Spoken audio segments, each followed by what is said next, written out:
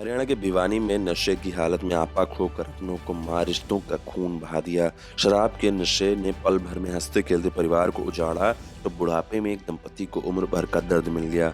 शराब की वजह से एक परिवार ऐसा उजड़ा कि उसकी दास्तान सुनकर हर कोई सिहर उठाए।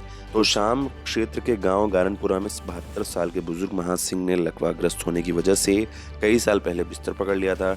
उसके 3 बेटे ही उसकी जिम्मेदारियों को उठा रहे थे, लेकिन शराब ने उसकी हंसती खेलती गृहस्थी को ऐसा डसा कि पल भर में ही बेबस और लाचार आंखों के सामने सब टूट कर बिखर गया। बूढ़ी आंखों ने जवान बेटे और पुत्रवधू को हमेशा के लिए खो दिया। वहीं 2 बेटों को अपनों का खून बहाने के जुर्म में अब जेल जाना पड़ेगा। महासिंह और उनकी 65 साल की पत्नी मरमण उम्र के आखिरी पड़ाव में ही अपने ही हाल पर आ गए। अब ये दोनों अपनी फूटी किस्मत को कोसे नशे की लत में फंसे दोनों बेटों की दरिंदगी पर आंसू बहाएं, जिन्होंने अपनों का खून बहाते समय जरा भी नहीं सोचा। गांव गारनपुरा में 2 सगे भाइयों सुरेश और रोहताश ने अपने ही बड़े भाई राजेंद्र और राजेंद्र की पत्नी काजल के हाथ बांधकर बुधवार देर रात को चटनी कूटने वाले सोटे से सिर और चेहरे पर वार करके निर्मम हत्या कर दी थी। नशे में सुरेश और रोहताश इतने निर्दयी हो गए कि भाई और भाभी को आंखों के सामने तड़पता देख कर भी तरस नहीं आया और उन्हें कमरे में बंद कर दिया।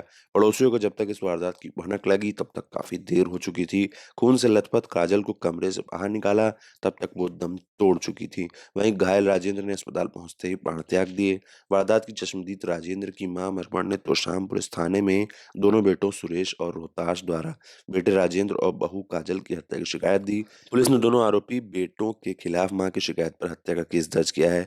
महासिंह लकवाग्रस्त होकर बिस्तर पर पकड़ चुके हैं। उनकी गांव में करीब 8.5 एकड़ कृषि योग्य भूमि है, जिसका उसने कुछ अरसे पहले ही 3 बेटों में बंटवारा कर दिया था।